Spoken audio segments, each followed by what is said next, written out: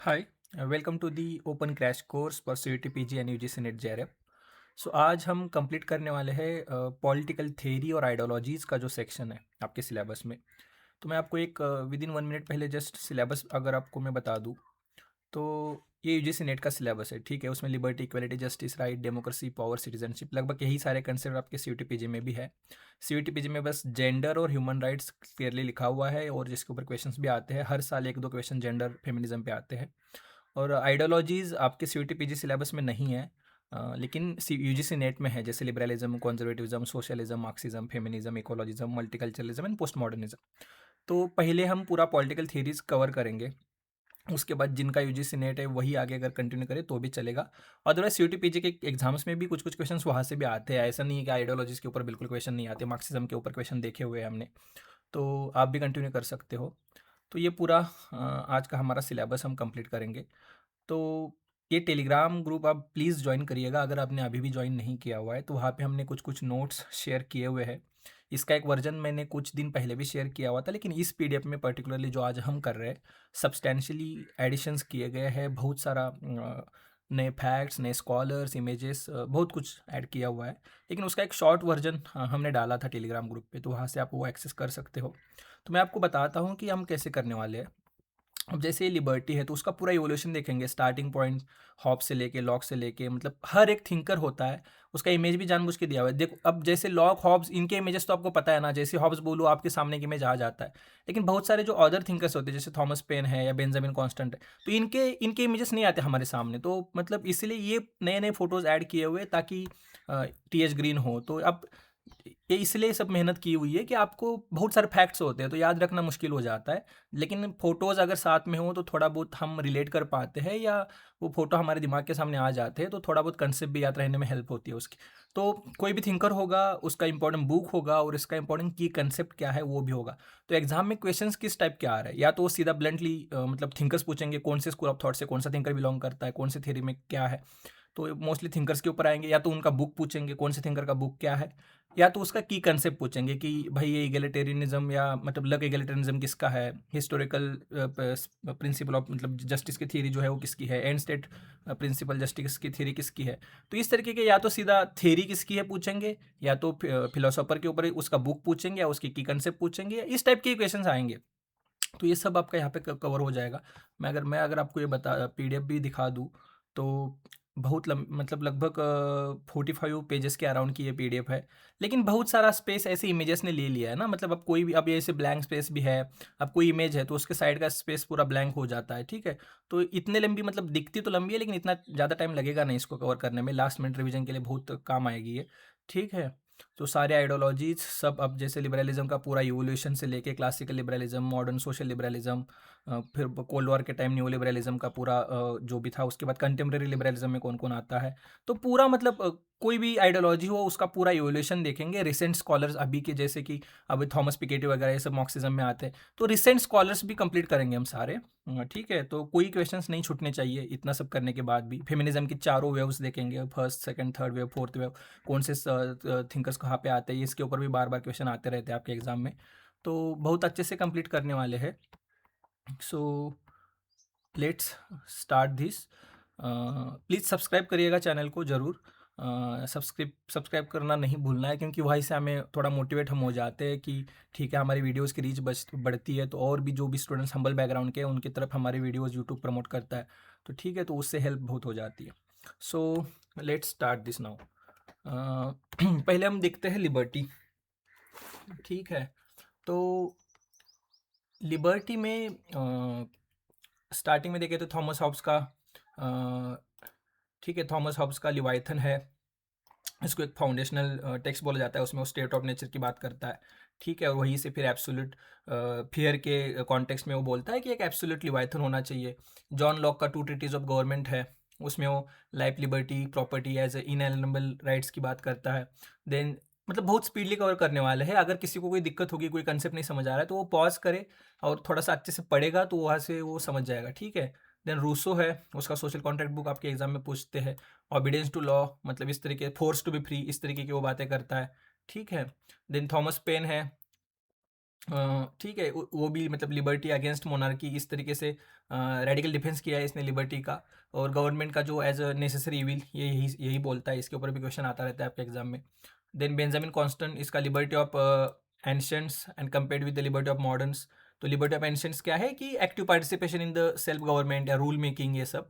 और अभी मॉडर्न्स की लिबर्टी क्या है कि प्राइवेट इंडिपेंडेंस हो, इंडिविजुअलिज्म हो, मतलब कंज्यूमरिज्म हो, यहाँ से थोड़ा बहुत ये आता है। ठीक है। देन जेएस मिल का ऑन लिबर्टी आपको सबको पता है, tyranny ऑफ द मेजोरिटी, इस तरीके की वो बातें करता है, हम प्रिंसिपल की बातें करता है जेएस मिल। ठीक है। उसके बाद लॉर्ड एक्टन जो है, वो भी लिबर्टी का डिफेंस करता है। ठीक है। और वो वार्न भी करता है कि liberty is not a means to higher political end but itself is a highest political end, इस तरीके से। देन टीएच ग्रीन है, वो पॉजिटिव लिबर्टी की बात करेगा।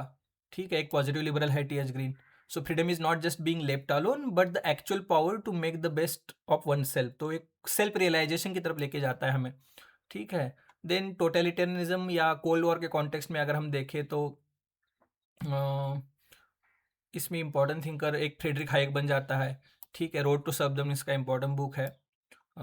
उसके बाद इज़ाया बर्लिन का टू कंसेप्ट ऑफ लिबर्टी हमने पता है। ठीक है, नेगेटिव लिबर्टी पॉजिटिव लिबर्टी ये क्या है ये भी अच्छे से आपको पता है, ज़्यादा मैं अभी इतने डेप में अभी नहीं जाऊँगा। लेकिन नेगेटिव लिबर्टी बस इतना ही है कि freedom from interference, and positive liberty is freedom to do something, one's own masters बनना, इस तरीके से। ठीक है। देन हाइक का कॉन्स्टिट्यूशन ऑफ लिबर्टी, ये बुक इंपॉर्टेंट है। उसमें लिमिटेड गवर्नमेंट की बात वो करता है। ठीक है। उसके बाद एन आरन का बिटवीन पास्ट एंड फ्यूचर। सो वो फ्रीडम जो है उसके लिए वो इनर व्हील है। ठीक है, एक मतलब मतलब इनर व्हील तो है ही है, लेकिन वो साथ ही साथ कैपेसिटी टू पब्लिक एक्शन, तो एक्टिंग इन अ कॉन्सर्ट। मतलब प्राइवेट इंडिविजुअल डोमेन में ही नहीं रहना है, हमें पब्लिक स्पेयर में आना है, पब्लिक स्पेयर को क्लेम करना है, और मतलब पॉलिटिक्स में एक्टिवली पार्टिसिपेट करना है, इस तरीके से हैना आरेंट बोलती है। ठीक है। देन मिल्टन फ्रीडमैन, इनका कैपिटलिज्म एंड फ्रीडम में बुक इंपॉर्टेंट है। ये भी एक न्यू लिबरल स्कॉलर है, इकोनॉमिक फ्रीडम फ्री मार्केट की बात वो करते हैं। ठीक है। अब रिपब्लिकनिज्म या मॉडर्न डिबेट्स में अगर हम घुसे तो यहाँ पे जो फोकस था वो नॉन डोमिनेशन एंड कैपेबिलिटीज़ के ऊपर है। ठीक है, यहाँ पे इंपॉर्टेंट स्कॉलर फिलिप पेटिट है, इंपॉर्टेंट है। ठीक है। तो रिपब्लिकन व्यू ऑफ फ्रीडम इनका है। तो freedom is not just about non interference but non domination as well. ठीक है, तो non domination, freedom as a non domination. Then Quentin Skinner, ये इतना इंपॉर्टेंट नहीं है आपके एग्जाम के लिए। अमर्त्य सेन का कैपेबिलिटी अप्रोच आप सबको पता है। इक्वालिटी में रूसो भी आप सबको पता है अच्छे से, discourses on origin of basis of inequality वगैरह ये बुक। ठीक है, तो वो रीज़न को या साइंटिफिक प्रोग्रेस को वगैरह क्रिटिसाइज़ करता है, बोलता है कि हमारा माइंड को करप्ट कर दिया है, जो इनोसेंस था वो चला गया वगैरह वगैरह। और नेचुरल इनइक्वालिटी और कन्वेंशनल इनइक्वालिटी, इस तरीके से दो हिस्से में करता है। ठीक है। तो नेचुरल इनइक्वालिटी जो है वो उसको हम अवॉइड नहीं करते, फिजिकल डिसेबिलिटीज़ हो, ओल्ड एज हो, या अलग अलग रीज़न से हो सकती है। लेकिन जो कन्वेंशनल इनइक्वालिटी है वो आर्टिफिशियल है, उसको हटाना पड़ेगा। जो सोशल इकोनॉमिक इनइक्वालिटीज़ है इसकी वो बात करता है। ये अलेक्सिस टॉकवेल है, टॉकवेल का democracy in America book important है। सो इक्वलिटी ऑफ कंडीशंस की वो इस तरीके से वो बात उसमें कर रहा है। ठीक है। Then Karl Marx, critique of the Gotha programme, यहाँ पे नीड बेस्ड सिस्टम की वो बात कर रहा है, सब्सटेंटिव इक्वलिटी की वो बात कर रहा है। ठीक है। ईच अकॉर्डिंग टू, मतलब from each according to his ability to each according to his needs, तो each according to his ability वगैरह ये सब लिबरल प्रिंसिपल होता है। और वहाँ से हर एक की नीड क्या है उसके हिसाब से डिस्ट्रीब्यूशन होना चाहिए, इस तरीके से सोशलिस्ट मार्क्सिस्ट लोग बोलते हैं। ठीक है। देन आरिस्टोनी का इक्वलिटी के ऊपर इंपॉर्टेंट वर्क है, ज़्यादा इतना डेप में वो पूछते नहीं है। ठीक है। Religion of inequality etcetera concept बस याद रखो। लास्ट की बहुत इंपॉर्टेंट है, ग्रामर ऑफ पॉलिटिक्स, इनका बुक भी आता है आपके एग्जाम्स में। वो coherence of equality as a coherence of idea, इस तरीके से वो डिफाइन करता है इक्वालिटी को। So social welfare theory of right भी देते हैं। Rights are conditions without which no man can seek to be best of self. ठीक है, तो ये कोड भी आपके एग्जाम में आता है, या यूपीएससी के मेंस के आंसर राइटिंग में भी ये कोड यूज़ किया जाता है। बर्नार्ड विलियम्स का द आइडिया ऑफ इक्वालिटी, इसमें कुछ ज़्यादा डेप में नहीं जाएंगे वो। रॉल्स का थ्योरी ऑफ जस्टिस, आप सबको जस्टिस आपने बहुत अच्छे से पढ़ा हुआ है, तो जस्टिस में मैं बस इतना difference principle, well of ignorance या ओरिजिनल पोजीशन एक्सेट्रा इंपॉर्टेंट है यहाँ पे। देन वॉल्जर का स्पीयर ऑफ जस्टिस, यहाँ पे कॉम्प्लेक्स इक्वालिटी की वो बात करता है। तो अलग अलग स्पीयर का में मतलब कोई मॉनिटरली बहुत रीच है या उसका, लेकिन वो डोमिनेंस पॉलिटिकल डोमेन में नहीं रिजल्ट होना चाहिए उसका। ठीक है, तो वो स्पेयर्स अलग अलग होने चाहिए, अदरवाइज अगर वो स्पेयर्स ओवरलैप करके एक हो गए तो इनजस्टिस आ जाएगा इस तरीके से। ठीक है, तो वो पॉलिटिकल स्पीयर ऑफ जस्टिस या कॉम्प्लेक्स इक्वालिटी याद रखो। देन अमर्त्य सेन का इनक्वालिटी एग्जामाइंड बुक है। तो वो बोलता है कि जस्ट रिसोर्स डिस्ट्रीब्यूशन से कुछ नहीं होगा, मतलब कैपेबिलिटीज़ भी चाहिए, actual freedom to achieve wellbeing, ये इंपॉर्टेंट है। ठीक है। देन उसके बाद अगर हम लक एगलिटरियनिज्म, डॉर्किन का रोनाल्ड डॉर्किन का ये बुक है सोवरेन वर्चू, उसमें वो लक एगलिटरियनिज्म की बात करता है। तो ये यहाँ पे वो डिफरेंशिएट कर रहा है बिटवीन ब्रूट लक। ठीक है, मतलब ब्रूट लक जो होता है, या मतलब अनचूजन लक जो है, मतलब कि कोई फिजिकली स्पेशली एबल्ड कोई है, तो अब ये इसके हाथ में तो नहीं था। ठीक है, बाय बर्थ ही ऐसे है, या ठीक है बाय एक्सीडेंट हो गया, तो भी उसके हाथ में पूरा पूरा नहीं था। तो वहाँ पे कंपेंसेट करना चाहिए इस तरीके से। और एम्बिशन एम्बिशन सेंसिटिव ऑक्शन वगैरह, इसकी वो बात करता है। आपके एग्जाम में बहुत बार रोनाल्ड डॉर्किन के ऊपर क्वेश्चंस आए हुए हैं। ठीक है। जी ए कोहेन का rescuing justice and equality etcetera, egalitarian ethos, या इनका ये कंसेप्ट है एडवांटेज एडवांटेज को लेके, एक्सेस टू एडवांटेज आपके एग्जाम में आया था। ठीक है। अभी इकोनॉमिक, अभी रिसेंटली अगर कंटेम्प्रेरी स्कॉलर्स में अगर हम देखें तो इम्पोर्टेंट यहाँ पे हो जाते हैं Thomas Piketty, capital in the 21st century, इनका बुक है, इंपॉर्टेंट है। वो इंटरजनरेशनल जो भी सारा मतलब इनइक्वालिटी है, इसके ऊपर वो लिखते हैं। ठीक है, एक प्रोग्रेसिव टैक्सेशन होना चाहिए, ये सब वो बोलते हैं, कैसे एक इनइक्वालिटी स्पायरलिंग करती है। उसके बाद इम्पोर्टेंट आपके लिए जस्टिस अब देखते हैं थोड़ा। क्लासिकल देखेंगे तो प्लेटो से स्टार्ट करना पड़ेगा, उसका द रिपब्लिक। ठीक है, और प्लेटो के रिपब्लिक में वो functional specialisation, justice as a functional specialisation 3 class में डिवाइड करता है, हर एक क्लास को अपना अपना काम करना चाहिए। Justice is the power of individual, concentration on duty, तो ड्यूटी के ऊपर पूरा फोकस है। ठीक है। एरिस्टोटल प्रोपोर्शनेट इक्वलिटी की बात करता है कि हर एक का कंट्रीब्यूशन, मतलब giving according to his due, जो भी जितना कंट्रीब्यूट करेगा सोसाइटी में उतना उसको मिलना चाहिए, वगैरह वगैरह। करेक्टिफिकेशन की भी बात करता है। ठीक है, justice is a bond of men in states etcetera etcetera. Distributive justice की, करेक्टिव जस्टिस की भी वो बात करता है। ठीक है, डिस्ट्रीब्यूटिव एंड करेक्टिव जस्टिस की। थॉमस एक्विनास जो है वो natural law as the basis of justice की बात करता है, उसका इंपॉर्टेंट बुक था सुम्मा थियोलॉजी का। ठीक है, इतना बस याद रखो, बाकी कुछ नहीं। डेविड ह्यूम इतना भी इम्पोर्टेंट मुझे लग नहीं रहा, बस आर्टिफिशियल वर्चू की वो बात करता है। फिर विलियम गॉडविन भी इतना इम्पोर्टेंट नहीं है। जेएस मिल यूटिलिटेरियनिज्म, ये बहुत इंपॉर्टेंट है। अच्छे से आपने वेस्टर्न पॉलिटिकल थॉट में जेएस मिल पढ़ाई है।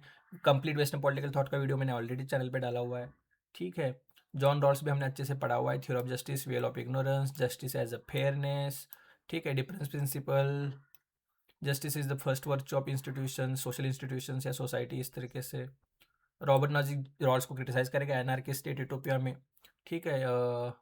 एंटाइटलमेंट थ्योरी ऑफ जस्टिस लेके आएगा वो, और उसमें एक्विजिशन, ट्रांसफर एंड रेक्टिफिकेशन की बात करेगा। मतलब प्रॉपर्टी जब आप एक्वायर करते हो वो जस्ट होना चाहिए, ट्रांसफर अगर हम किसी को दे रहे हैं, ट्रांसफर कर रहे हैं, तो भी वो जस्ट जस्ट होना चाहिए। और रेक्टिफिकेशन मतलब अगर किसी ने लूट लिया है, किसी ने रॉबिंग कर ली, या किसी ने मतलब कब्जा कर लिया इलीगली, तो वो रेक्टिफाई करना चाहिए स्टेट को, तभी इंटरव्यून करना चाहिए वगैरह, मतलब बस रेक्टिफिकेशन के लिए। So taxation of earning from labour is on par with the forced labour, मतलब जो भी टैक्सेशन है सोसाइटी में, it is like a forced labour, मतलब स्टेट हमें लेबर करा रहा है लेकिन उसका हमें कुछ मिल नहीं रहा है, सॉर्ट ऑफ फोर्स लेबर है। ठीक है। Friedrich Hayek, mirage of social justice, तो सोशल जस्टिस को एज ए मिरेज वो बोलता है। मिरेज मतलब जो अगर आप डेजर्ट में जाओगे तो हमें दूर से लगता है ना कि वहाँ पे पानी है, लेकिन हम जाते जागते उसके तरफ, लेकिन वो पानी होता नहीं है, मतलब वो बस जो सैंड होती है वो शाइन कर रही होती है। ठीक है, सनशाइन में। तो उस तरीके से social justice is a mirage या परनिसियस कंसेप्ट, इस तरीके से हाइक बोलता है। So social justice is mirage that destroys the market order, वगैरह वगैरह। ब्रायन बैरी जो है वो जस्टिस एज इम्पार्शलिटी की बात करता है। Communitarian scholars, feminist scholars, pluralist scholars देखते हैं अभी। तो एलेस्डेर मैकेंटायर बहुत इंपॉर्टेंट है, एक आफ्टर वर्चू इनका बुक भी बहुत इंपॉर्टेंट है। और मोरल डिस्कोर्स की बात करते हैं। और इसके बाद इम्पोर्टेंट एरिस्टोटलियन वर्चू की भी वो बात करते हैं। ठीक है, एरिस्टोटलियन वर्चू एथिक की। ये है माइकल वॉल्जर। ठीक है, माइकल वॉल्जर का स्पीयर ऑफ जस्टिस हमने देख ही लिया अभी, कॉम्प्लेक्स इक्वालिटी की वो बात करते हैं। उसके बाद माइकल स्कैंडल का liberalism and limits of justice important book है। इनकम्बेंट सेल्फ की बात करते हैं, क्योंकि रॉल्स जो कर रहा है वो मतलब वो अनइनकम्बर्ड सेल्फ की बात कर रहा है ना रॉल्स, कि आपको भूल जाना है आप कौन से क्लास, कौन से स्टेटस से, कौन से कम्युनिटी से आप बिलोंग करते हो। लेकिन सैंडल बोलता है ये इतना ईजी है नहीं कि आप मतलब, क्योंकि आपका जो आइडेंटिटी होता है, आपके थॉट्स होते हैं, वो आपका जो परसेप्शन होता है वो तो आपके कम्युनिटी में बनता है ना, ऐसे ही थोड़ी ना हवा में आता है आपके दिमाग में थॉट। ठीक है, so justice is not a matter of what we do but of what we are. So we are what we are, ये सब किसके ऊपर है, हम कौन से स्टेट में रह रहे हैं, कहाँ पे रह रहे हैं, विलेज में कौन से रह रहे हैं, कम्युनिटी क्या है, आजू बाजू में हमारे फ्रेंड्स कौन है, हमारे लोग कौन है। तो इस तरीके से सब सब चीज़ें, हमारा हेरिटेज, हमारा सिविलाइजेशन, सब हमके ऊपर मतलब इन्फ्लुएंस कर रहा होता है। इनका बहुत अच्छा एक सीरीज़ भी है यूट्यूब पे, व्हाट इज़ जस्टिस, मतलब जस्टिस के ऊपर 15 लेक्चर्स का एक सीरीज़ है, बहुत अच्छा है, आप देख सकते हो आराम से एग्जाम्स वगैरह के बाद। जिनके पास टाइम हो अभी भी देख सकते हो। चार्ल्स टेलर, ठीक है, ये भी पॉलिटिक्स ऑफ रिकग्निशन की बात करते हैं, कम्युनिटेरियन थिंकर है। सुसान मुलर ओकिन रॉल्स को क्रिटिसाइज करती है जस्टिस, जेंडर एंड फैमिली में, कि उन्होंने फैमिली एज अ डोमेन को पूरा इग्नोर कर दिया है। ठीक है, इस तरीके से। नैन्सी फ्रेजर, जस्टिस इंटरप्ट, इसमें तीन तरीके के जस्टिस की वो बात करते हैं। नैन्सी फ्रेजर के आर्टिकल्स हमें थे जब हम जेएनयू से मास्टर्स कर रहे थे। गुडावर्ती सर का एक ट्रिपल आर का कोर्स है, रिडिस्ट्रीब्यूशन, रिकग्निशन एंड रिप्रेजेंटेशन। ठीक है, तो इसमें ये इस तरीके की जस्टिस की बात करती है। उसके बाद डेविड मिलर जो है और नीड्स, राइट्स एंड डेजर्ट्स की बात करते हैं। ग्लोबल जस्टिस के ऊपर आपके एग्जाम में हर साल एक दो क्वेश्चन आते रहते हैं और मोस्टली वो थॉमस पोके के ऊपर ही होते हैं, तो वो भी देखते हैं। तो ग्लोबल जस्टिस है क्या? Global and justice, so justice बस आपके स्टेट तक लिमिट नहीं रखना है, जैसे रॉल्स बोलता है ना कि स्टेट में जस्टिस, लेकिन उसको बियॉन्ड लेके जाना है। तो ह्यूमन राइट्स बियॉन्ड बॉर्डर्स या rule of law beyond borders. ठीक है, so global justice shifts the focus from justice within single state to justice across the entire human family, इस तरीके से। तो ये है आपके थॉमस फोगे। सो इसमें उनका बुक था world poverty and human rights, तो इसमें वो बोलते हैं कि ग्लोबल इकोनॉमिक ऑर्डर जो है वो उससे पॉवर्टी आई है। कुछ वेल्दी नेशन ही जो है वो मतलब एक्टिवली वो तो वेल्दी हो गए, लेकिन in that process they are harming the poor, undeveloped, least developed countries, and क्योंकि वो उनको हेल्प नहीं कर रहे कोई भी। तो एक सॉर्ट ऑफ निगेटिव रिस्पॉन्सिबिलिटी है कि हार्म भी नहीं करना है, हेल्प करनी है उन सब कंट्रीज की, इस तरीके से। तो कोर कंसेप्ट क्या है? Institutional cosmopolitanism and the negative duty not to harm. तो आप ऐसे कोई एक्शंस ना लो, जैसे कि आप एग्जांपल्स दे दे, तो जो मॉडर्न डेवलप्ड कंट्रीज है उन्होंने क्या कर दिया, अपनी डर्टी इंडस्ट्रीज सारी बाकी की नेशंस में शिफ्ट कर दिया। मतलब अगर आप देखोगे कि बहुत सारे अफ्रीकन कंट्रीज के साथ वो कॉन्ट्रैक्ट करते हैं और वहाँ का जो भी सारा वेस्टेज वेस्ट है ना, वो सारा ई वेस्ट हो या मेडिकल केमिकल वेस्ट हो, वो सारा अफ्रीकन कंट्रीज में डंप करते हैं। ठीक है, इसके लिए अलग अलग ट्रीटीज बनाई हुई है, लेकिन बहुत सारे, क्योंकि उन नेशन के पास कोई और ऑप्शन है नहीं, क्योंकि उनके पास कोई अर्निंग के सोर्सेस नहीं है, तो वो भी ले लेते हैं वो सारा जो वेस्ट है। तो मतलब ऐसे बहुत हो रहा है। ठीक है, अफ्रीकन कंट्रीज में पूरा ये डेवलप्ड कंट्रीज ना अपना सारा केमिकल वेस्ट या जो भी तरीके का सारा वेस्ट है वो सब डंप कर रहे हैं। तो इस तरीके से हार्म नहीं करना चाहिए, मतलब एक्चुअली। तो इस तरीके का ये सारा पूरा प्रिंसिपल है। तो मेन आर्ग्यूमेंट क्या है कि wealthy Nations of the north जो है वो उनके पास एक नेगेटिव मॉरल ड्यूटी है कि to stop imposing global institutional order that causes avoidable severe poverty and violates the human rights of the poors in the south. तो जो भी सारा अगर आप डिपेंडेंसीज को लेके आओगे, अलग अलग थीरीज जो कोर पैसे में पेरे पेरे पेरे फेरी वगैरह लेके आओगे, तो यहाँ पे ये सब कनेक्ट हो जाता है। देन चार्ल्स बेट्स, ये भी एक इंपॉर्टेंट ग्लोबल जस्टिस में थिंकर है, political theory and international relation इनका बुक था। ठीक है, तो कॉस्मोपॉलिटन जस्टिस की वो बात करता है यहाँ पे चार्ल्स बेट्स। ठीक है, तो रॉल्स के ही डिफरेंस प्रिंसिपल को एट अ ग्लोबल लेवल इन्होंने अप्लाई किया है। Michael Sandel, the of merit हो, justice reader, justice what's the right thing to do. ठीक है, इस तरीके के इनके बुक्स इंपॉर्टेंट है। तो एक गुड लाइफ, एक ट्रू जस्टिस की बात करते हैं, मेरिटोक्रेसी के अगेंस्ट सॉर्ट ऑफ आर्ग्यू किया हुआ है, क्योंकि मेरिटोक्रेसी एज ए कंसेप्ट ही बहुत ही फ्लॉड और क्या बोलते हैं उसको, एक सोशल कंस्ट्रक्ट है। ठीक है, अमर सेन का आइडिया ऑफ जस्टिस इंपॉर्टेंट है, उसमें रॉल्स के प्रिंसिपल्स को ट्रांसेंडल इंस्टीट्यूशनलिज्म, या मतलब परफेक्ट थ्योरी के चक्कर में क्या हो रहा है ना कि जो मतलब हम कर सकते हैं उसको हम भूल रहे हैं या उसको नहीं कर रहे हैं। तो एक comparative approach of justice Amartya Sen लेके आते हैं, और रिमूविंग द टेंजिबल इनजस्टिस, मतलब जस्टिस बस कुछ अचीव करना नहीं है, लेकिन फेमाइन दूर करना, स्लेवरी दूर करना, पॉवर्टी दूर करना, ये सब भी जस्टिस है। ठीक है, पैट्रियार्की हटाना या कास्ट डिस्क्रिमिनेशन दूर करना, ये सब भी जस्टिस है। ठीक है, तो उसमें भी कैपेबिलिटी अप्रोच, कंपेरेटिव जस्टिस वगैरह ये सब लेके आते हैं, रियलाइजेशन फोकस्ड। ठीक है, उसके बाद ये इम्पोर्टेंट नहीं है, मार्था नुसबाम, अमर्त्य सेन ने जो भी लिखा है उसके ऊपर साथ में ही मिलके या उसके ऊपर भी बिल्डअप किया है। क्रिएटिंग कैपेबिलिटीज बहुत इंपॉर्टेंट बुक होती है, बहुत अच्छा बुक है। इसमें पूरा कैपेबिलिटी अप्रोच इन फेमिनिज्म या इन फेमिनिस्ट डोमेन वो लेके गई। ठीक है, तो सेंट्रल कैपेबिलिटीज की लगभग 10 कैपेबिलिटीज की उन्होंने लिस्ट बनाई है, लाइफ, हेल्थ, प्ले वगैरह, बहुत सारी 10 कैपेबिलिटीज है इसमें। ठीक है, कि पॉलिटिकल लाइफ में पार्टिसिपेट करना या इस तरीके से। देन फ्रांस फैनन का the Richard of the earth, इसमें पोस्ट कॉलोनियल जस्टिस, डीकोलोनाइजेशन की वो बात करते हैं। Mahatma Gandhi, Hindu Swaraj, Sarvodaya, welfare of all. ठीक है, तो ये इंपॉर्टेंट है। अगर आप अब हम देखते हैं राइट्स एंड ह्यूमन राइट्स, तो राइट्स एंड ह्यूमन राइट्स में स्टार्टिंग की जनरेशन में देखें तो Locke, two treatise of government, इसमें life, liberty, property as in rights. ठीक है, सेपरेट नहीं किया जा सकता ह्यूमन बींग से लाइफ, लिबर्टी, प्रॉपर्टी को वगैरह वगैरह। थॉमस पेन, कॉमन सेंस या राइट्स ऑफ मैन में नेचुरल राइट्स की बात करता है, डिफेंस करता है पूरा फ्रेंच रेवोल्यूशन ह्यूमन राइट्स का। और बर्क के अगेंस्ट, बर्क जो है वो फ्रेंच रेवोल्यूशन को क्रिटिसाइज कर रहा है ना, एक कॉन्जर्वेटिव थिंकर था। तो natural rights as a foundation of all civil rights. ठीक है, और state as a necessary evil, ये इंपॉर्टेंट है थॉमस पेन के लिए। उसके बाद जेरमी बेंथम का एनार्किकल फॉलोसीज या यूटिलिटेरियनिज्म, उसमें भी वो जो नेचुरल राइट्स है उसको क्रिटिसाइज करता है, नॉनसेंस अपॉन स्टिल्स। क्योंकि ऐसे क्यों बोल रहा है, नॉनसेंस क्यों बोल रहा है? क्योंकि जब तक कोई स्टेट पीछे नहीं होगा, या जब तक कोई कोयर्सिव या पनिशमेंट करने वाला, कोई इंप्लीमेंट करने वाला, एग्जीक्यूट करने वाला पावर पीछे नहीं होगा, तब तक वो लॉज को कोई मानेगा नहीं, उस लॉज को कोई उपयोग, उसका यूज कुछ नहीं है, ठीक है। इसलिए और तब तक वो लेके आता है legal theory of right, legal creation of rights, ठीक है, मतलब स्टेट ने जो राइट्स दिए हुए हैं, ठीक है। कार्ल मार्क्स का ऑन द जूइश क्वेश्चन, इसमें वो क्रिटिसाइज करते हैं लिबरल राइट्स को एज अ बुर्जुआजी कंस्ट्रक्ट, ठीक है, क्योंकि वो बहुत ही इगोइस्टिक राइट्स है, separating individual rather than uniting them. तो सोसाइटी से वो एक्चुअली इंडिविजुअल्स को सेपरेट कर रहे हैं, not uniting them, etcetera etcetera. उसके बाद अगर हम देखें तो Laski, grammar of politics, rights are those conditions of social life without which no man can seek to be himself at his best. एक फंक्शनल व्यू ऑफ राइट है ये, ठीक है। एक कंडीशंस की बात की जा रही है, हमारे रियलाइजेशन के लिए कौन से कंडीशंस चाहिए, तो उस कंडीशंस को प्रोवाइड करना स्टेट का काम है वगैरह। जैसे हमारे यहाँ पे डीपीएसपीज है। लास्की की बात इंपॉर्टेंट ये है कि लास्की जो थे वो नेहरू के टीचर थे, ठीक है। Rights as a trump and self constraint, ठीक है। इस तरीके से इसमें कौन कौन से थिंकर है देखो।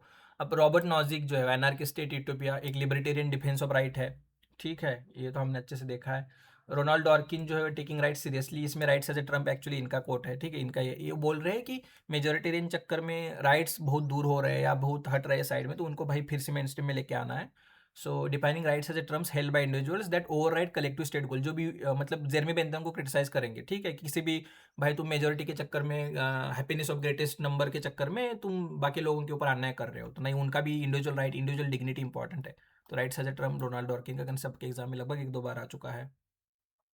इसके बाद Joseph Raj, morality of freedom, इनका एक आर्टिकल था हमें जेएनयू में, विदो मैम ने पढ़ाया था। So rights protects choices, will theory of right, इस तरीके से।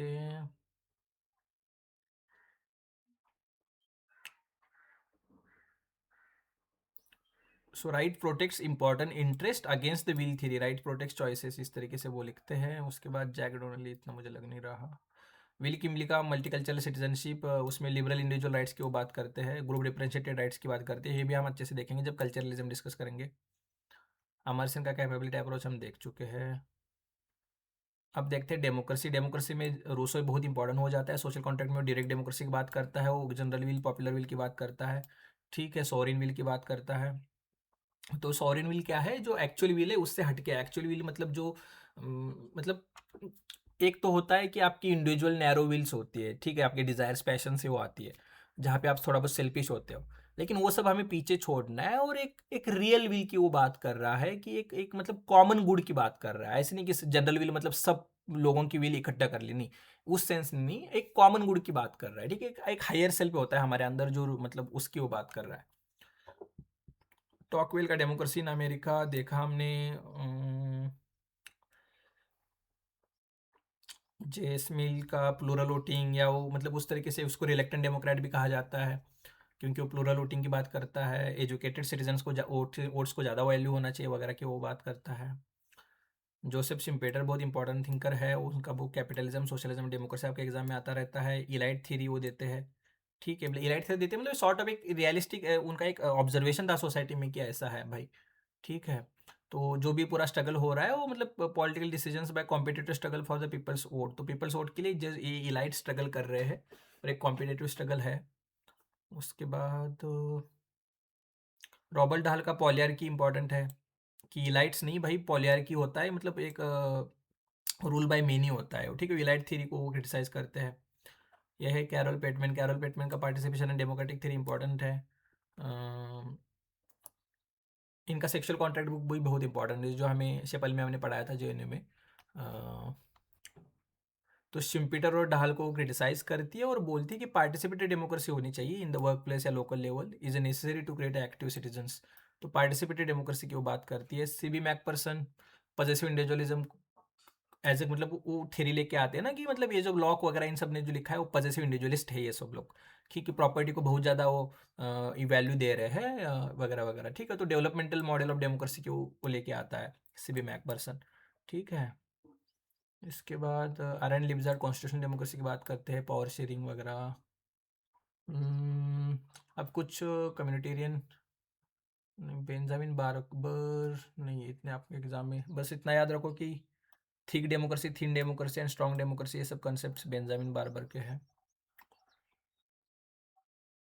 डेविड हेल्ट डेमोक्रेसी के ऊपर लिखते हैं, जस्ट नाम आएगा या कौन सी थ्योरी को बिलोंग करते हैं वगैरह वगैरह।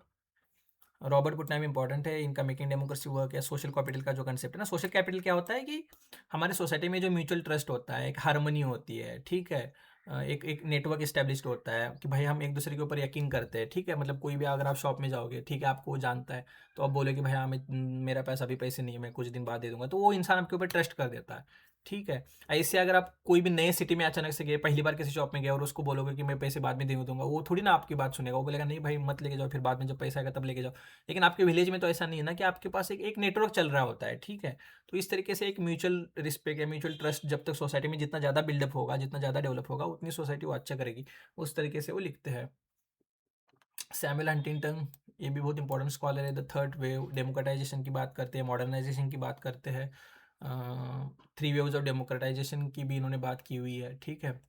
जर्गन हेबरमैस इंपॉर्टेंट स्कॉलर हो जाते हैं। बिटवीन फैक्ट्स एंड नॉर्म्स इन्होंने लिखा है। एक डिलिबरेटिव डेमोक्रेसी की बात करते हैं। सो एक सेंट्रल फिगर है फ्रैंकफर्ट स्कूल में, ठीक है। तो फ्रैंकफर्ट स्कूल में कौन से थिंकर्स आ रहे हैं, थोड़ा बहुत सर्च करना, और उनके की वर्क्स और की कंसेप्ट भी आप देख लेना, ठीक है। तो उसमें कम्युनिकेटिव एक्शन की वो बात करते हैं। Primary mode of social interaction where individual seeks mutual understanding यहाँ पे हो रही है, consensus through language. So consensus building हो रहा है, एक स्ट्रेटेजिक एक्शन हो रही है, ठीक है। मतलब in contrast to strategic action, ठीक है, सॉरी। तो in contrast to strategic action मतलब जो बोला जाता है ना कि आप सेल्फिश गोल्स होते हैं आपके, और आप मतलब एकदम स्ट्रेटेजिक एकदम डिसीजन ले रहे हो वगैरह वगैरह, इंडिविजुअल एंड्स को देखते हुए, लेकिन ऐसा नहीं है। इस तरीके से एक्चुअली म्यूचुअल अंडरस्टैंडिंग कंसेंसस के थ्रू चीज़ें हो रही है।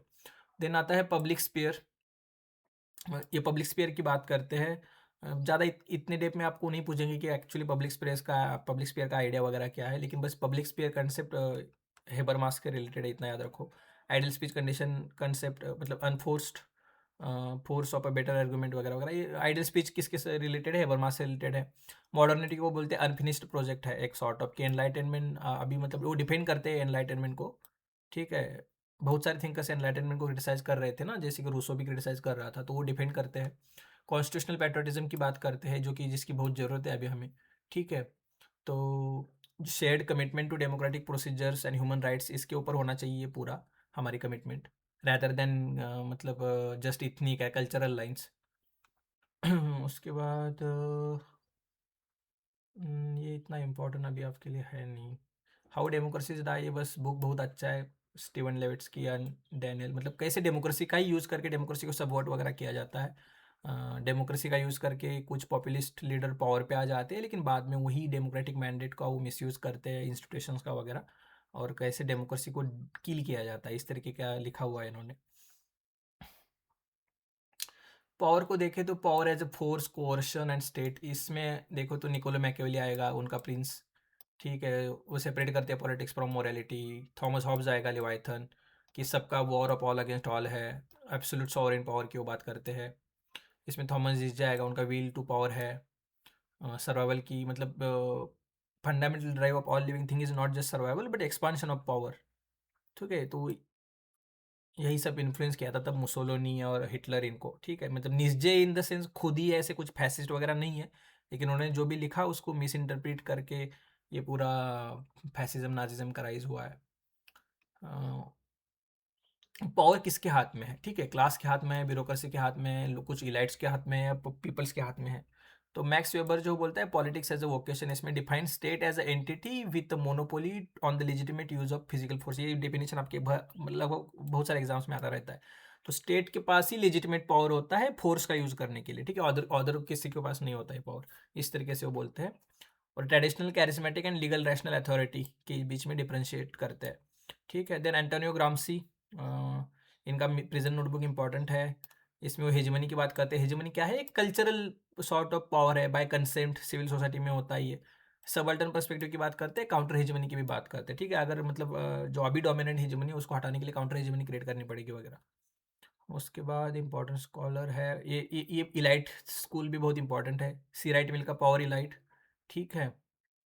उसके बाद विल्फ्रेड पेरेटो का सर्कुलेशन ऑफ इलाइट्स, इलाइट्स के बीच में कैसे सर्कुलेशन होता रहता है। ग्रेवार्ड ऑफ एरिस्टोक्रेसीज है पूरा हिस्ट्री, माइंड एंड सोसाइटी इनका बुक है। जैसे गैटिनो मोस्का का रूलिंग क्लास, ठीक है। उसके बाद कैसे पूरा सोसाइटी जो है वो कुछ रूलर्स होते हैं और कुछ होते हैं जो रूल नहीं करते, उनके पास वो कैपेबिलिटी नहीं होती है, तो वो बीइंग रूल्ड है, ठीक है। तो इस तरीके से डिवाइड करते हैं। रॉबर्ट मिशेल का आयरन लॉ ऑफ ओलिगार्की, इसमें वो बोलते हैं कि कोई भी मतलब पार्टी हो या कोई भी ऑर्गेनाइजेशन हो, एट द एंड मतलब वो ओलिगार्की होती है, कुछ फ्यू लोग ही डोमिनेट करते हैं पूरा डिसीजन मेकिंग, इस तरीके से।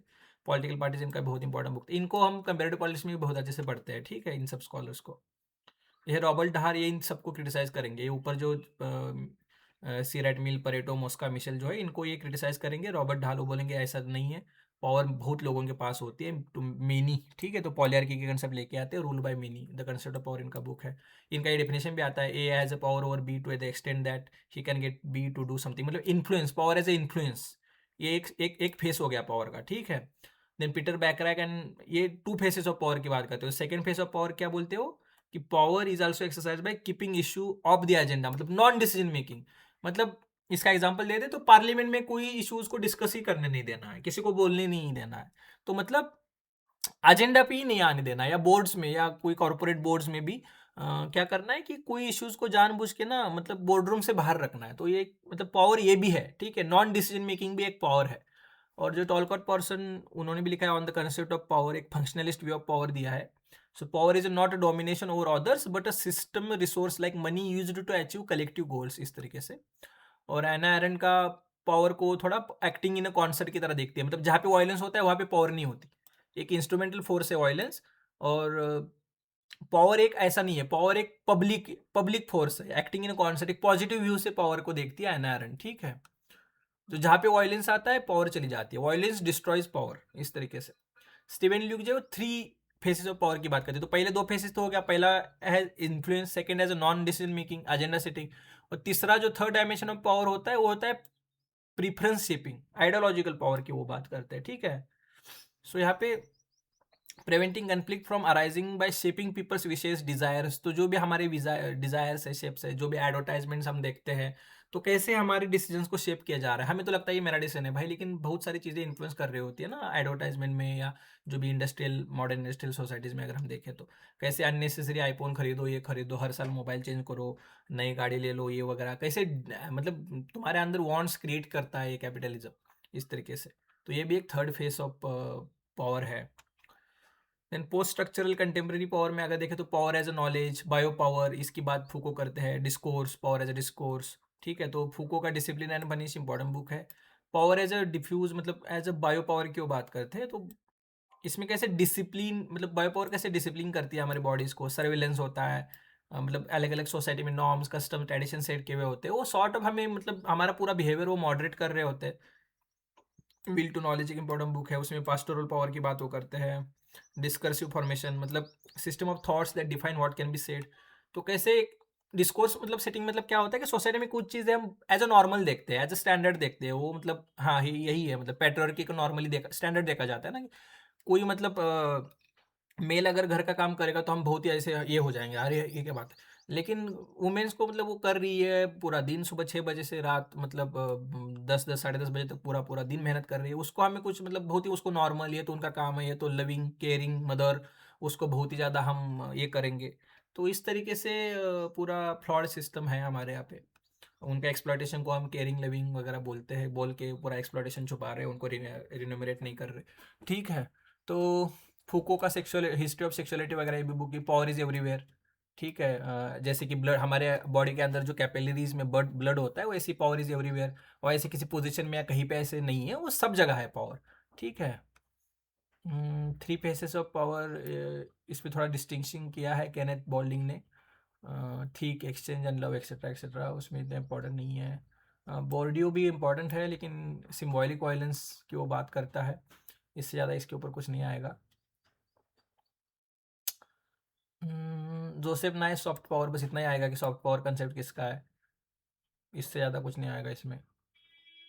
अब स्टेट देखते हैं, स्टेट पे बहुत सारे क्वेश्चंस आते रहते हैं। तो स्टेट का इंपॉर्टेंट क्या है, politically organised people of a definite territory. तो यहाँ पे क्या क्या जरूरी है देखो, एक होता है पॉपुलेशन बहुत ज़रूरी है, टेरिटरी बहुत ज़रूरी है, गवर्नमेंट भी होनी चाहिए और सॉवरेनिटी भी होनी चाहिए। सॉवरेनिटी मतलब कोई और आपके डिसीजन कंट्रोल नहीं कर रहा, आप खुद आपके डिसीजन ले रहे हो, चाहे वो इंटरनल हो एक्सटर्नल हो। ठीक है, टेरिटरी मतलब एक डिफाइंड जियोग्राफिकल एरिया होना चाहिए वगैरह वगैरह। तो इस तरीके से चार चीज़ें होंगी, चार वर्ड्स बहुत इंपॉर्टेंट है। ठीक है, यूपीएससी में भी क्वेश्चन आया था इसके ऊपर, स्टेट के ऊपर। तो ये चार वर्ड्स जिस जिस ऑप्शन में मिलेंगे उस ऑप्शन को चूज करना है। तो सॉवरेनिटी क्या है कि it refers to the supreme power of the state, मतलब कोई और, जैसे कि भाई ट्रम्प हमारे कोई डिसीजन डिक्टेट तो नहीं कर रहा, ठीक है भाई, वो कुछ फोर्स तो नहीं कर रहा, वो सैंक्शंस तो नहीं लगा रहा, तो अगर वो लगा रहा है तो हम सॉवरेन नहीं है मतलब। या कोई एमएनसीज किसी गरीब नेशन की अगर पॉलिसीज को डिक्टेट कर रहा है, माइक्रोसॉफ्ट हो या बड़े बड़े जो इंडस्ट्रीज़ की मॉन्सेंटो वगैरह, कुछ बड़े बड़े एमएनसीज होती है जो फार्मिंग सेक्टर में, फर्टिलाइजर सीड सेक्टर में है, तो या बहुत सारे ऐसे हार्मफुल केमिकल पेस्टिसाइड्स होते हैं लेकिन जिसको एक्चुअली तो पूरे वर्ल्ड ओवर बैन है लेकिन इंडिया में बैन नहीं है, तो बहुत बड़ी लॉबी होती है। तो ऐसा तो नहीं है कि कोई एमएनसीज हमें मतलब बहुत ज़्यादा इन्फ्लुएंस कर रही है, ग्लोबलाइज्ड वर्ल्ड है पूरा। तो यहाँ पे सॉवरेनिटी मतलब पहली इंटरनल सॉवरेनिटी कि जो भी इंटरनल डोमेस्टिक डिसीजन मेकिंग है। दूसरा होता है एक्सटर्नल सॉवरेनिटी, मतलब बाकी के नेशंस के साथ जो भी हम रिलेशंस रखते हैं, जैसे रशिया से हमें खरीदना है ऑयल, लेकिन अब ट्रम्प बोल रहा नहीं खरीदना भाई तुम ऑयल रशिया से, अगर तुम रशिया से ऑयल खरीदोगे हम 50% टैरिफ लगा देंगे। तो भाई एक्सटर्नल सॉवरेनिटी तो है नहीं, कौन से स्ट्रेटेजिक ऑटोनॉमी की बात कर रहे हैं हम, बता दीजिए हमें। घंटा स्ट्रेटेजिक ऑटोनॉमी। ठीक है, देन होता है legal sovereignty, lawyers view the person और body that has a legal power to issue final commands etcetera. तो ये जो पार्लियामेंट वगैरह इनके पास होती है legal sovereignty, courts. Political sovereignty, power behind the legal sovereign, electorate मतलब एक्चुअल एक्चुअल पावर किसके अंदर है, पीपल्स के पास है। ठीक है, जो we the people of India, ये ऐसे है हमारा कॉन्स्टिट्यूशन स्टार्ट होता है। तो popular sovereignty, political sovereignty, popular sovereignty, ठीक है, रूसो से एसोसिएटेड है। तो इसमें अगर हम पूरा सॉवरेनिटी एज अ कंसेप्ट को देखें तो एक सबसे पहले होता है तो मतलब monistic theory, traditional legal sovereignty की बात, इसमें जीन बोदिन बहुत इंपॉर्टेंट हो जाता है।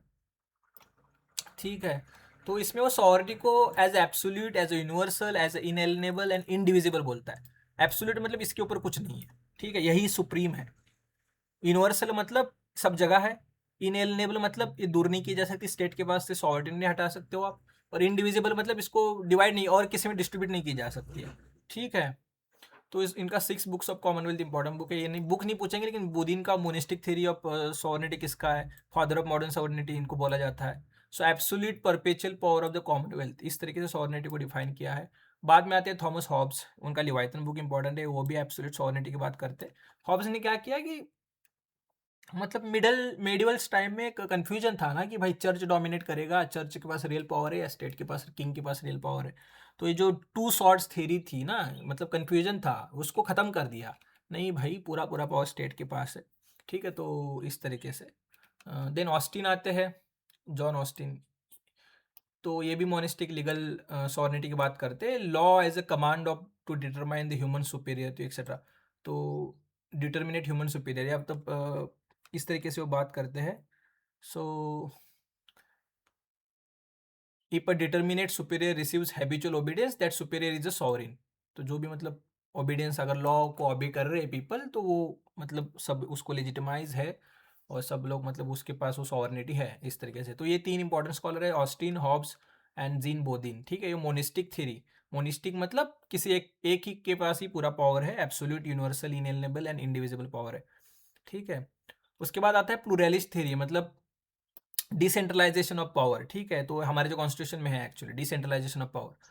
तो state is among many association, ऐसे नहीं कि स्टेट ही सब कुछ है, मतलब बहुत सारे अदर एसोसिएशन भी है, ट्रेड यूनियंस है, चर्चेस है, बहुत सारे स्कूल्स है, यूनिवर्सिटीज़ है, सब कुछ है। मतलब सॉवरेनिटी शुड बी शेयर्ड, इस तरीके से वो बात करते हैं। इसमें इंपॉर्टेंट स्कॉलर है हेरोल्ड लास्की। ठीक है, तो ये ग्रामर ऑफ पॉलिटिक्स इनका बुक इंपॉर्टेंट है, वो प्लूरलिज्म की बात करते हैं। वो बोला था कि because society is federal, authority must be federal.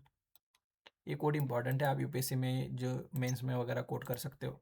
ठीक है, सो ये argued that sovereignty is a series of internal relationships. तो ये ऐसे डिसेंट्रलाइज मॉडल है। रॉबर्ट मैक्लेवर इसमें आते हैं, state as an association, then Hugo Krabbe etcetera. ये सब आप इंपॉर्टेंट नहीं है, बस एटलीस्ट रॉबर्ट मैक्लेयर एंड ये हेरोल्ड लॉस की दोनों नाम याद रखिए आप। हम्म, इसके बाद स्टेट के अलग अलग थियरीज होती है, जैसे लॉक की जो टू टीयर्स ऑफ गवर्नमेंट में consent based state, tacit consent की वो बात करता है। रूसो का सोशल कॉन्ट्रैक्ट में जनरल विल पॉपुलर सॉवर्निटी की वो बात करता है। कार्ल मार्क्स जो है वो इंस्ट्रूमेंटलिस्ट स्टेट, मतलब state as instrument in the hands of bourgeoisie, communist manifesto में बोलते हैं state as executive committee of bourgeoisie, इस तरीके से। ग्रामसी जो है वो इंटीग्रल स्टेट की बात करता है, मतलब state is a political society coercion plus civil society human concept, इस तरीके से प्रेजेंट नोटबुक में। मिलीबैंड एंड पोलंजाज, ठीक है। तो मिलीबैंड जो है वो इंस्ट्रूमेंटल स्टेट एज इंस्ट्रूमेंट वही बोलता है। पोलंजाज जो वो बोलता है कि भाई थोड़ा रिलेटिव एटोनॉमस है स्टेट, ठीक है। तो स्ट्रक्चरल व्यू लेके आता है वो, ठीक है, state as a structure with relative autonomy. उसके बाद थेडास्कोप कॉल भी इम्पॉर्टेंट है। इनका इनका भी बुक हमें फर्स्ट सेमेस्टर में ही था जेएनयू में, स्टेट्स एंड सोशल रिवोल्यूशंस, ठीक है, ये बुक हमें था। तो इसमें वो ब्रिंगिंग स्टेट बैक इन, मतलब क्या हो रहा था ना कि बहुत ज़्यादा पॉलिटिकल सोशियोलॉजी डोमिनेट हो रहा था, political sociology as a discipline, as a thought. तो सोसाइटी सोसाइटी के चक्कर में पूरा स्टेट पीछे हट गया था। तो वो बोलती है नहीं भाई, स्टेट को फिर से लेके आओ, स्टेट एज इंडिपेंडेंट एक्टर होता है, उसके पास बहुत पावर होती है, इन द सेंस स्टेट का स्टडी करना ही सबसे ज़्यादा ज़रूरी है। और मतलब स्टेट का स्टडी करने में ही तो political science as a discipline का भी एक इंडिपेंडेंट स्टेटस बचा रहेगा, अदरवाइज फिर क्या रहेगा फिर, क्या पॉलिटिकल साइंस का। तो ब्रिंगिंग स्टेट बैक इन, ठीक है, एटोनॉमी ऑफ स्टेट के वगैरह आर्ग्यूमेंट है इसमें, state as independent actor. Hamza Alavi एक पाकिस्तानी स्कॉलर थे, उन्होंने मतलब बांग्लादेश मतलब तब का मतलब जो ईस्ट पाकिस्तान है उस टाइप का स्टडी उन्होंने उस टाइम पोस्ट कॉलोनियल सोसाइटीज़ में स्टेट का एक रोल, ओवर डेवलप्ड स्टेट है क्योंकि स्टेट के पास कुछ ज़्यादा ही मतलब पावर्स या इस तरीके से relative to weak domestic bourgeoisie, because it has inherited from colonial power, inherit की हुई है। तो मतलब बहुत ज़्यादा ही स्टेट डोमिनेट करता है हर एक स्पीयर में, इस तरीके से है ओवर डेवलप्ड। लेकिन क्या वो इतने रिसोर्सेज स्टेट के पास नहीं है ना कि वो सबकी नीड्स को फुलफिल करे, तो वहाँ से कुछ इश्यूज जनरेट हो जाते हैं, इस तरीके से उन्होंने लिखा है। फूको का गवर्नमेंटेलिटी, मतलब कैसे हमें norms values traditions customs govern करते रहते हैं through surveillance internalisation of discipline etcetera etcetera. ऐसे नहीं कि हमेशा स्टेट ब्रूट फोर्स यूज़ करता है, ठीक है। इसका एक एग्जांपल दे दे तो सपोज किसी रूम में आप मीटिंग के लिए जा रहे हो, मतलब रूरल साइड में या हो सकता है कॉलेज में, मैंने देखा है। तो दो तीन लोगों ने अगर बाहर आपका जूता निकाल लिया तो आप भी निकालोगे, मतलब वहाँ पे चाहे लिखा हो ना लिखा हो, ठीक है। अब अगर क्लियरली लिखा हुआ है कि आपके जूते बाहर निकालिए तो ठीक है, लेकिन नहीं लिखा है लेकिन आपने देखते हो कि दो तीन लोगों ने निकाला है तो आप भी निकाल लेते हो। तो ये गवर्नमेंटलिटी है, मतलब कैसे आप कोई फोर्स तो यूज़ नहीं कर रहा, लेकिन आप मतलब उस तरीके से आपकी जो सोसाइटल चीज़ें हैं वो आपको डिसिप्लिन लगाते हैं, डिसिप्लिन कैसे बोले इसको, लेकिन मतलब इस तरीके से। तो sovereignty is a supreme power over citizens and subject unrestrained by the law, ठीक है, बोधी ने ऐसे बोलता है। Then popular sovereignty Rousseau, legal sovereignty John Austin, de facto de jure, मतलब डी फैक्टो मतलब इन मतलब एक्चुअल कौन पावर एक्सरसाइज कर रहा है, जैसे कि हमारे यहाँ पे prime minister actual power exercise कर रहा है। डी जोर मतलब किसके पास एक्चुअल पावर है, तो मतलब बोले तो मतलब एग्जीक्यूटिव तो प्रेसिडेंट होता है लेकिन एक्चुअल पावर तो नहीं है उनके पास, ठीक है, इस तरीके से वो डी जोर हो जाते हैं उस तरीके से। सो डी जोर is a sovereignty by law, de facto is a sovereignty in practice actual power. Title sovereignty जैसे ब्रिटिश मोनार्क को हमारे यहाँ पे प्रेसिडेंट हो, ठीक है। तो इस तरीके से vanishment of the state Friedrich Engels, ठीक है, ये सब देखते हैं हम। सिटीजनशिप देखते हैं। सो सिटीजनशिप में अगर हम देखें तो डेफिनेशन ऑफ सिटीजनशिप क्या है कि किसी पॉलिटिकल कम्युनिटी के आप मेंबर हो, ठीक है, पॉलिटिकल कम्युनिटी के आप मेंबर हो। एरिस्टोटल पॉलिटिक्स में सबसे पहले सिटीजनशिप के ऊपर लिखता है और वो बोलता है ना कि कौन से लोगों के पास सिटीजनशिप चाहिए, कौन से लोगों के पास सिटीजनशिप नहीं होनी चाहिए, इस तरीके से।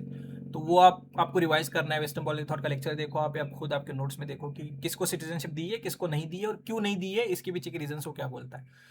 रूसो है वो जनरल विल, सब कोई किसी को रिप्रेजेंट नहीं कर सकता, इस तरीके से। तो obedience to law is obedience to oneself, इस तरीके से वो बात करता है, forced to be free. Then T H Marshall citizenship में सबसे इंपॉर्टेंट स्कॉलर है आपके, ठीक है, लिबरल थ्योरी ऑफ सिटीजनशिप इन्होंने दी, जिसमें civil political and social rights की बात करते हैं। बी एस टर्नर जो है वो प्लूरल सिटीजनशिप की बात करते हैं। उसके बाद इंपॉर्टेंट हो जाता है हैना एरेंट का बुक ह्यूमन कंडीशन, बस याद रखो सिटीजनशिप के ऊपर, इनके ऊपर ज़्यादा क्वेश्चन तो नहीं आएंगे, लेकिन citizenship as acting in a concert in a public realm, ठीक है। वॉल्जर स्पेयर्स ऑफ जस्टिस, तो इसमें वो distribution of community makes membership itself etcetera, इतना ज़्यादा इंपॉर्टेंट नहीं है हु गेट सीन वगैरह, लेकिन बस sphere of justice Walzer complex equality वगैरह इसके ऊपर क्वेश्चन आएंगे, इतना यहाँ पे नहीं आएंगे सिटीजनशिप में। जुडिथ शकलर के ऊपर भी मुझे लगता नहीं कोई क्वेश्चन आएगा।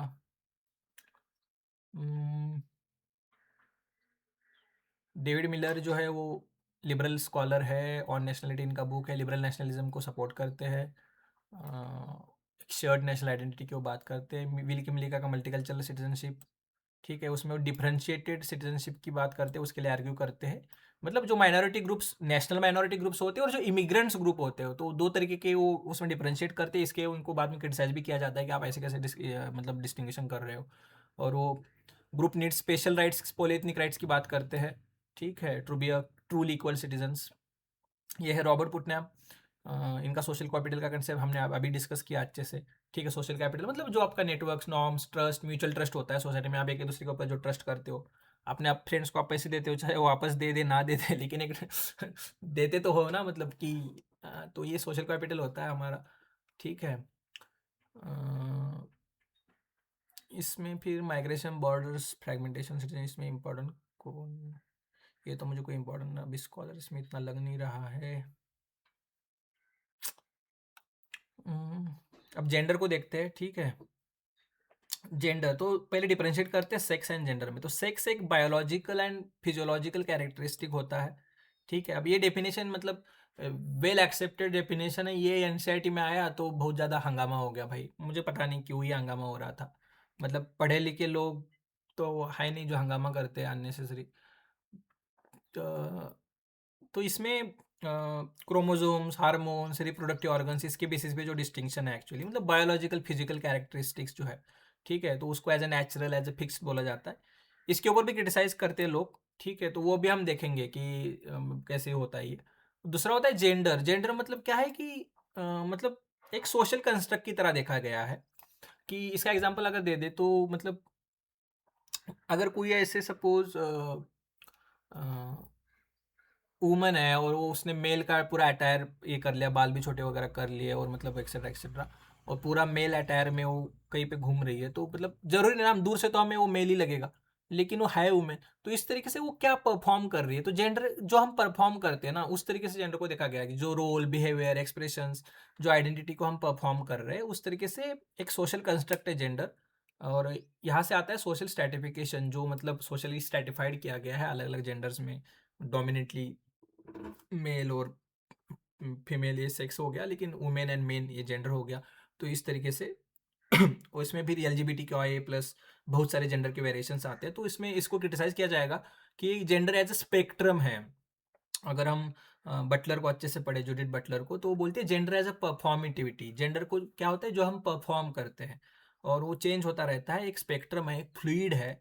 तो इस तरीके से भी आर्गुमेंट बाद में हम देखेंगे इसको अच्छे से, ठीक है। तो इसमें इंपॉर्टेंट है patriarchy, rule of a father, ठीक है। तो ये कैसे डोमिनेट करता है हर एक चीज़ में। जेंडर परफॉर्मेटिव बटलर का कंसेप्ट है, gender is not something one is but something one does through repetitive act. तो हम वही रिपीटेटिव एक्ट, मतलब अगर बचपन से ही ये होता है ना कि घर में, मतलब अगर आपने देखा होगा तो गर्ल्स, जो गर्ल्स चाइल्ड जो होती है उनके, मतलब आप उनको डॉल ला के देंगे या उनको कोई ऐसी चीज़ें ला के देंगे, बर्तन ला के देंगे, छोटे छोटे जो प्लास्टिक के बर्तन होते हैं, या इस तरीके के खिलौने ला के देंगे। और जो मतलब बॉय होता है उसको हम कार्स ला के देंगे, पुलिस वैन ला के देंगे, या इस जेसीबी ला के देंगे।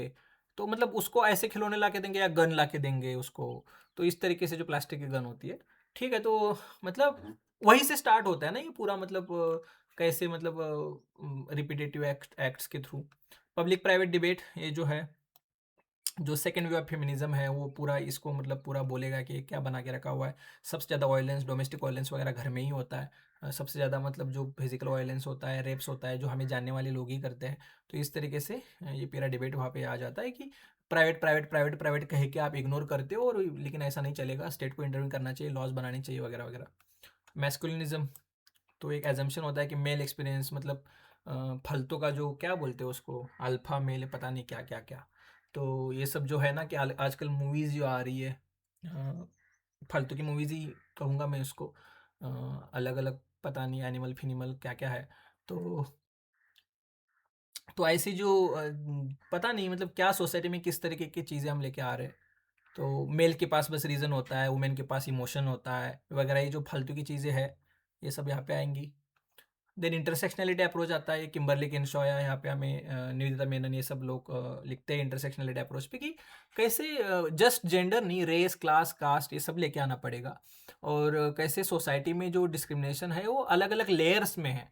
मतलब वुमेन एज अ एक होमोजेनियस ग्रुप आप नहीं देख सकते हो, ठीक है, कि सब, हाँ, सबके सबके सब एक्सप्लॉइटेड है, मैं मान रहा हूँ, लेकिन अर्बन अपर क्लास वुमेन से ज़्यादा रूरल, ट्राइबल, किसी फॉरेस्ट में रहने वाली वुमेन ज़्यादा एक्सप्लॉइटेड है। तो इस तरीके से देखा गया है कि मतलब दलित वुमेन और अब with in village upper caste women and Dalit women, तो दोनों में देखें तो दलित वुमेन ज़्यादा एक्सप्लॉइटेड है। तो उस तरीके से विद इन दलित वुमेन भी अगर देखें तो जो फालतू का फेयर स्किन और ब्लैक स्किन ये सब जो रेसिज्म हम लेके आते हैं, अगर वो लेके आए तो उसमें भी फिर जो ब्लैक स्किन, ब्राउन स्किन की वुमेन फेयर स्किन वुमेन से ज़्यादा एक्सप्लॉइटेड है।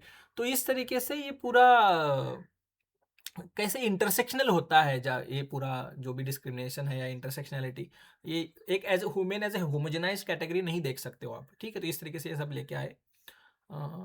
गैल रूबिन इंपॉर्टेंट है, ठीक है, मैस्कुलिनिटी की जब स्टडी आती है या मतलब सेक्स जेंडर सिस्टम की जब हम बात करते हैं। उसके बाद जूडिथ बटलर का gender gender trouble important book है, जेंडर एज ए परफॉर्मेटिविटी, इस तरीके से वो लिखती है।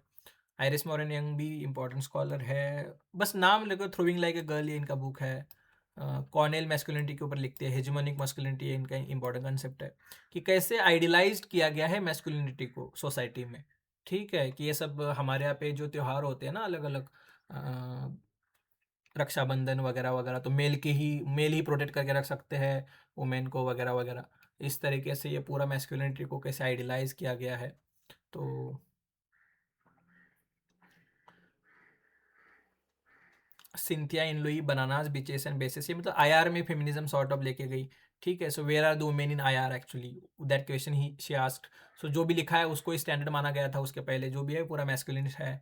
उसके बाद कैरोल पैटमैन का सेक्सुअल कंटेंट बुक बहुत इंपॉर्टेंट है।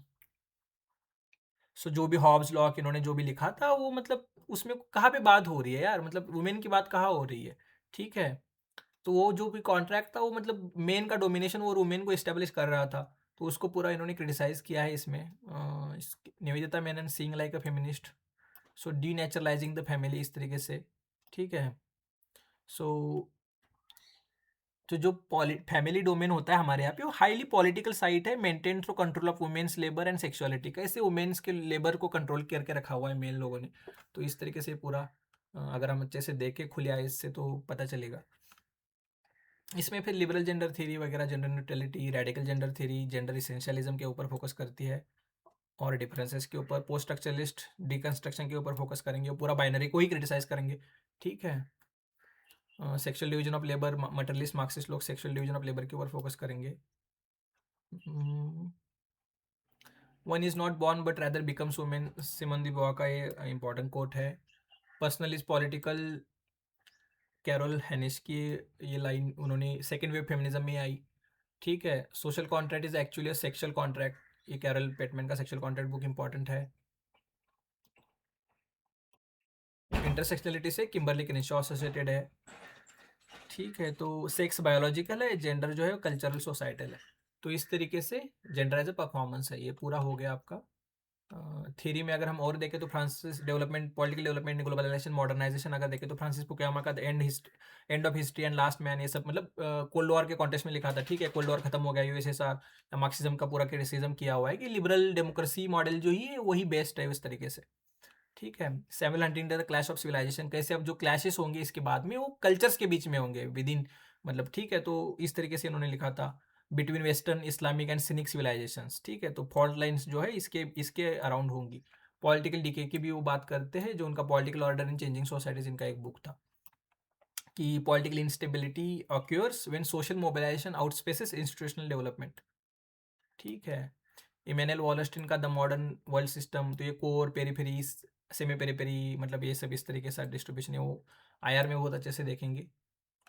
उसके बाद लूसियन पाए पॉलिटिकल डेवलपमेंट सिंड्रोम की बात करते हैं, डेवलपमेंट सिंड्रोम, ठीक है। सो 3 कोर कैरेक्टरिस्टिक्स ऑफ डेवलपमेंट होता है, एक होता है इक्वेलिटी जहाँ से मास पार्टिसिपेशन आता है, दूसरा होता है कैपेसिटी जहाँ पे गवर्नमेंट का इफेक्टिवनेस कितना है वो देखने को मिलता है, और तीसरा होता है डिफरेंशिएशन, स्पेशलाइजेशन ऑफ इंस्टीट्यूशंस वगैरह। रोस्टो का 5 स्टेजेस ऑफ ग्रोथ, कौन से स्टेजेस है ये भी है, नेट में कभी कभी आया है आपके एग्जाम में, ठीक है। So traditional society to age of high mass consumption, वहाँ तक का ये पूरा स्टेज है। Andre Gunder Frank, capitalism and under development in Latin America, important book है। डिपेंडेंसी थ्योरी, यही मतलब पूरा कोर पेरीफेरी सेमी पेरीफेरी वगैरह, मोस्टली इनका कोर और पेरीफेरी था, बाद में फिर वॉलस्टेड ने सेमी पेरीफेरी वगैरह ऐड कर दिया है। डेवलपमेंट ऑफ अंडर डेवलपमेंट, ठीक है। तो पेरीफेरी जो होता है उसके कैसे रिसोर्सेज को ड्रेन किया जाता है और सेंटर में ग्रोथ फ्यूल किया जाता है। तो जो भी हमारे यहाँ पे जो ड्रेन ऑफ वेल्थ थ्योरी थी ना, इंडिया जब कॉलोनी थी तो यहाँ का सारा रिसोर्सेज यूके लेके गया, ठीक है। तो इस तरीके से Samir Amin accumulation on world scale, delinking की बात करते हैं। जब तक ये पूरा पेरीफेरी सिम्पेरीफेरी का डीलिंकिंग करना पड़ेगा, ये रिलेशन खत्म करने पड़ेंगे, तब तक ग्रोथ नहीं आएगी। और ग्रोथ चाहिए सेल्फ सेंटर्ड एटोनॉमस डेवलपमेंट चाहिए, ठीक है। हेल्थ का ग्लोबलाइजेशन के ऊपर लिखते हैं। सो ग्लोबलाइजेशन तीन तरीके के कैंप्स है ना। हाइपर ग्लोबलिस्ट जो बोलते हैं कि स्टेट पूरा आप खत्म हो रहा है, डिसअपेयर हो रहे हैं सारे बॉर्डर्स। स्केप्टिक्स जो होते हैं वो बोलते हैं कि regionalism is happening not globalisation. And transformationalist जो होते हैं वो बोलते हैं कि मतलब state is changing but remains relevant, मतलब ठीक है हाँ ग्लोबलाइजेशन हो रहा है लेकिन ऐसा भी नहीं कि पूरा पूरा स्टेट जा रहा है, ठीक है। सो जो डेविड हेल्ड है वो ट्रांसफॉर्मेशनिस्ट में आते हैं। अर्जुन अप्पादुराई है, इनका भी एक लेक्चर शायद हुआ था हमें गेस्ट लेक्चर तरीके से। सो इनका इम्पोर्टेंट है 5 ग्लोबल स्केप्स। ज़्यादा इतना कुछ नहीं इनके ऊपर, मुझे लगता नहीं क्वेश्चन आएगा। किनिचो है इनका मतलब बॉर्डरलेस वर्ल्ड टर्म याद रखो बस। एक है हाइपर ग्लोबलिस्ट है, ठीक है। जोसेफ स्टिग्लिस क्रिटिसाइज करते हैं ग्लोबलाइजेशन को, वेस्टर्न वेस्टर्न कंसेंसस को क्रिटिसाइज करेंगे, ठीक है। जो IMF वर्ल्ड बैंक है one size fit all approach लेके आते हैं और कैसे यहाँ से इश्यूज क्रिएट हो रहे हैं। बेंजामिन बार्बर इतना मुझे लगता नहीं आएगा। एज ऑर्गन्सी के ऊपर भी एक बार नेट में क्वेश्चन आया था, पावर ट्रांजिशन थ्योरी के ऊपर। डेविड एप्टर भी पॉलिटिक्स ऑफ मॉडर्नाइजेशन, ये बुक बस याद रखो, इतना मुझे लगता नहीं उनके थ्योरीज में वो अंदर जाएंगे। एडवर्ड सेड का ओरिएंटलिज्म, ये एक इम्पॉर्टेंट है, ठीक है। तो ओरिएंटल्स मतलब कैसे हमेशा हमें सब्जेक्ट की तरह देखा जाता है, जो साउथ अफ्रीकन या मतलब अफ्रीकन या लैटिन अमेरिकन या जो हमें एशियन कंट्रीज सारी है, तो यहाँ पे कुछ नॉलेज प्रोडक्शन नहीं होता है, हमें बस सब्जेक्ट की तरह देखा गया है, ठीक है। वो सिविलाइज्ड है, हम अनसिविलाइज्ड है, हम ब्रूटल है, बारबेरिक है, इस तरीके से हमें हमेशा वेस्ट ने देखा है। तो इस तरीके से ये पूरा लिखते हैं कि कैसे, और वही उसी थ्योरी का यूज़ करके हमारे ऊपर डोमिनेट किया जाता है भाई। मतलब जैसे ब्रिटिश रूल को ब्लेसिंग इन डिस्गाइज वगैरह, ये सब यहीं से आता है, ठीक है, ऐसे बोला जाता था वगैरह। तो ये हो गया पूरा पॉलिटिकल थ्योरीज। आई थिंक अभी लगभग 1 घंटे का सेशन हो गया है, तो अभी एक्सटेंड करने का कोई मतलब नहीं। तो हम नेक्स्ट पार्ट में पूरा पॉलिटिकल आइडियोलॉजीज अच्छे से सारी करेंगे, ठीक है। सारी पॉलिटिकल आइडियोलॉजीज खत्म करेंगे नेक्स्ट लेक्चर में। तो पार्ट बी में पूरा सारी पॉलिटिकल आइडियोलॉजीज अच्छे से कवर करेंगे, फेमिनिज्म वगैरह सब इन डेप्थ, ठीक है। फैसिज्म वगैरह सब सब करेंगे, कुछ नहीं बचेगा। सो प्लीज़ सब्सक्राइब ज़रूर करना, और जो भी आपका फीडबैक हो मुझे कमेंट सेक्शन में बताना। मैं हर एक आपके कमेंट को रिस्पॉन्ड करता हूँ, आपके डाउट्स होंगे तो उसको भी रिस्पॉन्ड करता हूँ, ठीक है। और प्लीज़ अपने फ्रेंड्स को भी बताओ, स्टडी ग्रुप्स में बताओ इस इनिशिएटिव के बारे में। ये टेलीग्राम लिंक है, उसके ऊपर आप बीइंग पॉलिटिकल अगर टेलीग्राम में सर्च करोगे तो भी आ जाएगा, या यूट्यूब पे प्लीज़ सब्सक्राइब ज़रूर करना, ठीक है। ऑल मिलते हैं ज़रूर नेक्स्ट पार्ट में इसके, जहाँ पे हम पूरा आइडियोलॉजीज़ को कवर करेंगे।